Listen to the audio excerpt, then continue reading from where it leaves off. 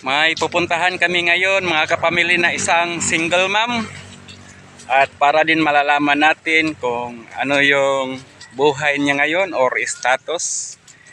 Dahil sa tingin namin ay kailangan din namin siyang bisitahan at bibigyan natin ng pamasko galing kay Ma'am P. Brasil Gayas at kay Ma'am Lani Wonder Woman Vlog. Good morning mga kapamilya. Nandito kami sa bahay ni Baby. Anong tunay mo na pangalan? Liza Bacor. Ay, Glyza Bacor. Artistahin yung pangalan niya. Glyza, no? Kumusta, Gly? Okay lang. Ilang? Kayo lang dito? Kami lang po kasi mama namin nasa Manila, nagtatrabaho. Anong trabaho nila? Bahay lang. Sa bahay. Mga ilang taon na sila doon sa Manila? Mag 1 year. Mag-1 year na. Tapos, wala mo silang balak umuwi?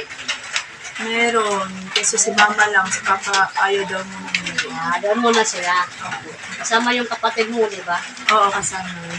Yung Sumunod pangalawa? sa akin. Pangalawa. So, ilan ba kayong magkapatid? 5. Ako yung panganay. Pangalan, tapos nag-asawa ka na ba? Hindi pa. Ano, May 2 lang akong anak. bale single mom. Ako, siguro. Sabi pa nila na anuhan lang. Na anuhan lang. So, kumusta yung pagkain nyo dito? Minsan, wala kapag hindi nakakapadala si mama kasi busy. Kasya ba yung pinakadala ng mama mo dito sa pagkain nyo? Oo, minsan napapagkasya ko naman. Diba, kasya mo. Oo. Sa mga kapatid mo, halimbawa, nag-aaral yung mga kapatid mo, ilan ba nag-aaral? 3 yan sila. Kasi ba yung mga nila, mga amutan sa eskwelahan? Ay, mga baon. Minsan hindi. Kasi kulang kasi ang pagkain, mga kailangan sa bahay. Sa time na walang-wala ka bitaw, wala kang lapitan kasi yung sa mo, kapitbahay, walang-wala din. So, anong gagawin mo? Nangungutang sa tindahan kung may nagpapautang din. Tapos pag halimbawa hindi ka makapagdala, Wala, minsan hindi kami nakakain ng isang beses. isang beses. Ganun. Paano yung mga anak mo, maliliit pa, yung dalawa? Umiiyak na lang. Oo, yun. Ganun. Umiiyak Ano na lang. sasabihin mo na pag umiiyak mo, walang bigas, walang masaing? Sabi ko na naghahanap na lang ako ng ibang paraan. Baka may nahiraman ako sa iba. Hindi ka ba nangingi na lang ng pagkain para makakain yung anak mo? Minsan, kahit konting kanin lang po. Basta may maipakain sa kanila yun. Ginagawa. Siyempre, para sa mga anak mo. Kahit sila na lang kung makakain. Dito na tayo sa personal life mo. Tatanungin kita, yung sa ganung sitwasyon mo, no, sabi mo, may 2 kang anak.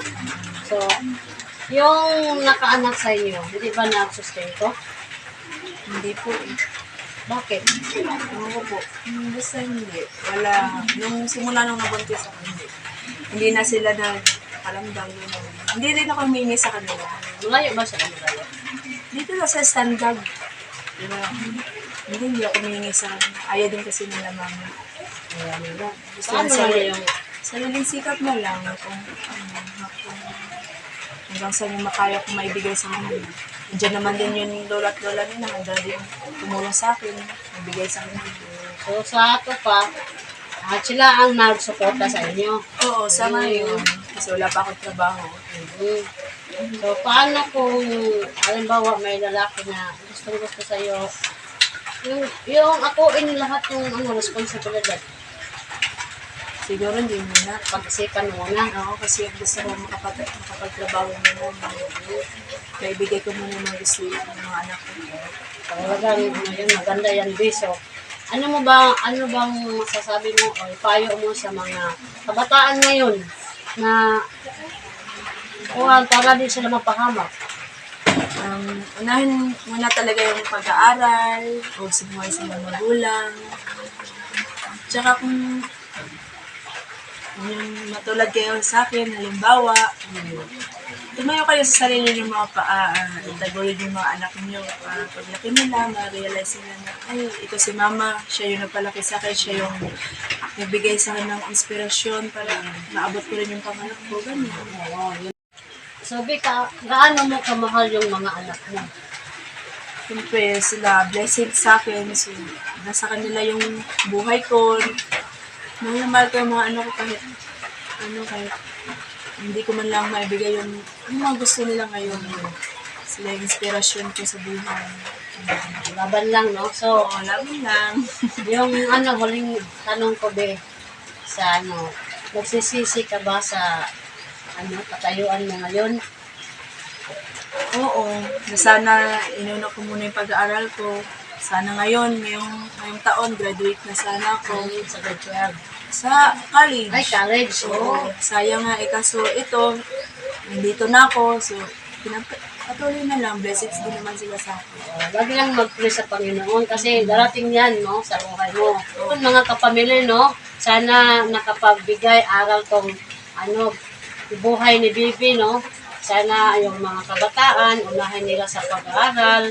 At saka yung anong payo sa magulang is ilagay yung sundon, no, mga kapamilya. Okay, narinig natin yung paglalahad ni Bibi ng kanyang buhay. Salamat sa sa kwento mo, sa time mo. Sana patuloy ka sa mga yung mga inspirasyon mo sa mga anak mo. Patuloy mo, tapos huwag mong pabayaan sila, no? At saka yung mga magulang mo, kahit nandoon sa Manila. So, lagi lang mag-pray tayo. Dahil dyan, B, may pamasko kami para sa inyo, no? May bigas, galing to kay Ma'am P. Barcel Gayas. Tanggapin mo, 5 kilo yan, B. Then itong groceries, galing kay Ma'am Lani Wonder Woman. Thank you po kay Ma'am Lani sa nagbigay ng bigas at lalong-lalo na po sa Annalisa Cares. Thank you po sa lahat. So, natutuwa ka ba, B? Opo, so super. Blessings po to. Salamat po sa pamasko. So, salamat, Ma'am P. At Ma'am Lani sa tulong mo. Nandito yung bigas at saka yung grocery. Bigay na po namin kay Bibi. Sana marami ka pang matulungan. Katulad sa amin dito na mga mahirap sa ibang lugar. Sana patuloy kayo sa mga gawain na mabuti at bigyan pa kayo ng mahabang buhay sa gawain nyo, sa trabaho nyo. Sana nandyan kayo sa mabuting pangangatawan. God bless po sa inyong lahat.